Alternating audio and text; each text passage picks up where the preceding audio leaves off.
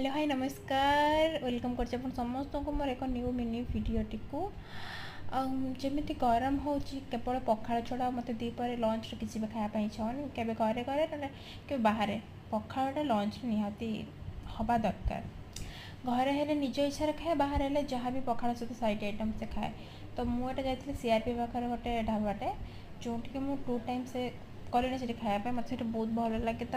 कखार पत्र सब पड़ा दिए माने छतु पड़ा माछ पत्र पड़ा ये सब किसी बहुत किसी दिए मुझे केवल माछ पत्र पड़ा गोटे मगेली आ छतु पत्र पड़ा मगेली साइड आइटम सब थी बट मुझे छाड़ी गोटे दला दली आइटम दिए मैंने बैगण आलू चकटा वाओ से बहुत ही आमी लगे आ साइड टे कंचा लंका लुण लेंबू टे दलाई देली ता टेस्ट अलग।